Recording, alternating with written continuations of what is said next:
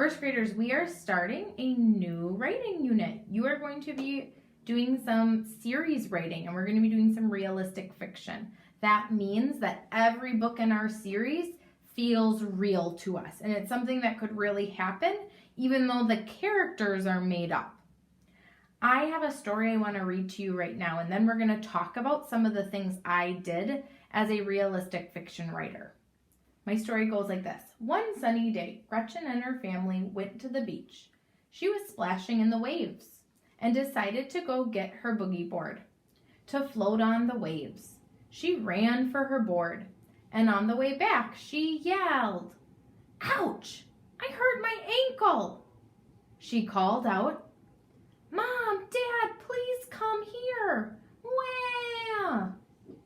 "Here we come, Gretchen. Try to stand up." Gretchen tried to stand, but it really hurt. "It's swelling up," said Mom. "Let's get some ice on that." Dad picked up Gretchen and carried her home. She laid on the couch and rested with some ice on her ankle. "Oh, I hope it is better tomorrow so I can go to Disney World." First graders, these are some of the things I did as a realistic fiction writer. One thing I had to do is I needed to think of some characters with names. So my main character here was Gretchen, and I didn't change her name throughout the story. She was my main character on every single page. Then I talked about a small moment in time. It was one thing that happened to Gretchen. And in this case, it was the time she went to the beach and twisted her ankle. My whole story has to do with that.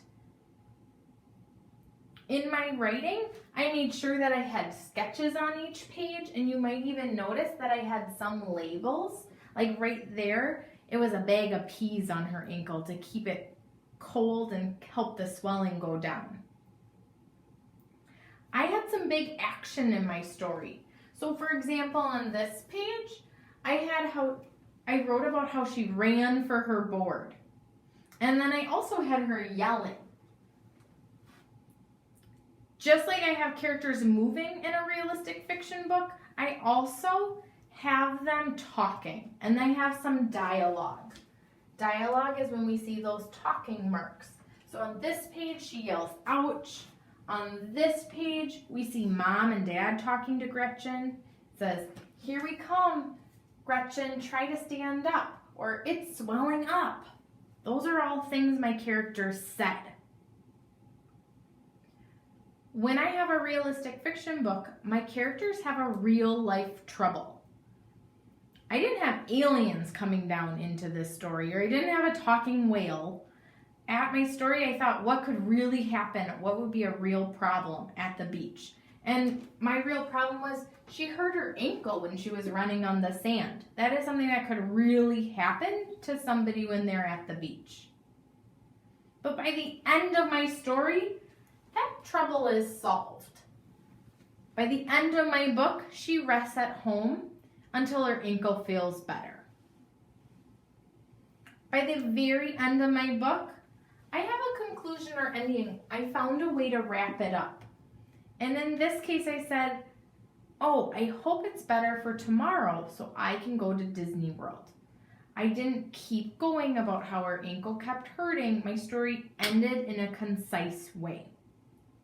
I also want to point out, just like my story ended in a concise way, I found a way to start my story. I talked about when one day, or one sunny day, I talked about who, Gretchen, and her family, and I talked about what. They went to the beach. When you're writing that introduction, you're going to talk about when, who, and what is going to happen in your story.